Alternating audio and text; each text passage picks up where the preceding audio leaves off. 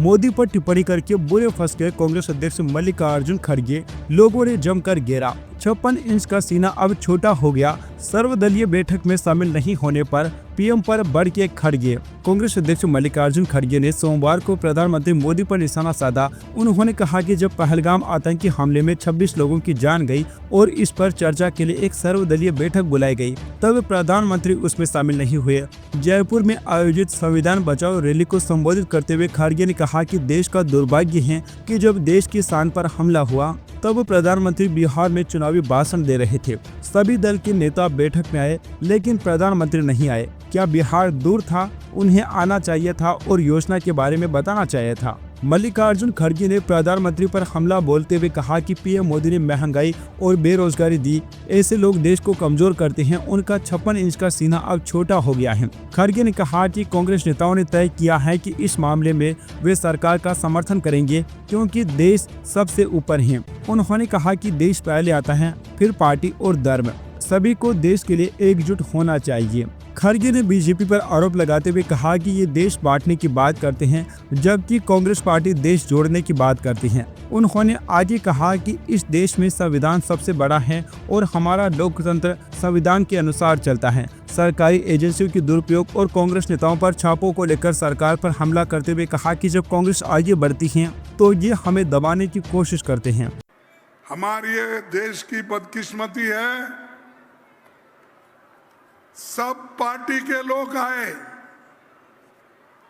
लेकिन उस मीटिंग में मोदी जी नहीं आए। यह शर्म की बात है। देश के स्वाभिमान को जब धक्का हो रहा, आप बिहार में चुनावी भाषण करते हो और यहां पर दिल्ली में नहीं आ सकते आप? क्या दिल्ली दूर है आपको बिहार से? बात तो बड़े बड़े करते हो, मेरी 56 इंच छाती है, मेरी वो है, ये है, मैं वो लड़ूंगा, घर में घुसूंगा। अरे बाबा, कम से कम बिहार से उस दिन आकर हमारे मीटिंग में बैठते तो सबको मालूम होता था कि आपकी प्लानिंग क्या है, आप क्या करने वाले हैं, हमारे से क्या मदद चाहते हैं।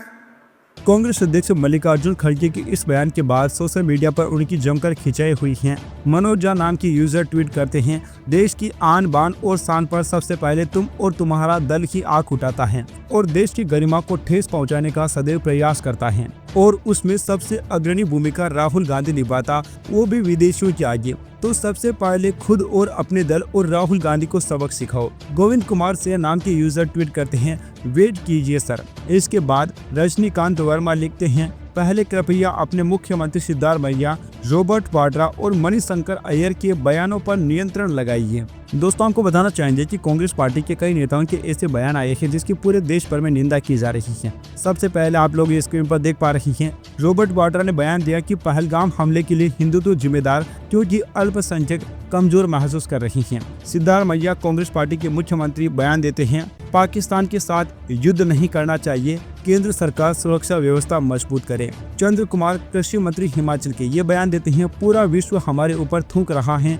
जब कुछ नहीं आता तो ये पड़ोसी देशों पर डाल देते हैं। कर्नाटक के आबकारी मंत्री आरबी तिम्मापुर लिखते हैं, एक बंदा जो गोली चला रहा है, क्या वह जाति या धर्म पूछेगा? वो तो बस गोली चलाएगा और निकल लेगा। यानी कि दोस्तों, ये उन सारे लोगों पर सवाल हैं जिनके परिवार की वहाँ पर हत्या हुई है या फिर आतंकवादियों ने जिन्हें निशाना बनाए हैं, क्योंकि उन सभी के परिवार वाले राजनीति पर ध्यान नहीं देते हैं। वो जो उनके साथ हुआ है उन्होंने ही आकर बताया है कि ये हमारे साथ हुआ है। लेकिन कांग्रेस नेता उन सभी पर भी सवाल उठाने लगे हैं। कांग्रेस विधायक विजय कहते हैं, आतंकियों के पास धर्म पूछने का समय नहीं होता।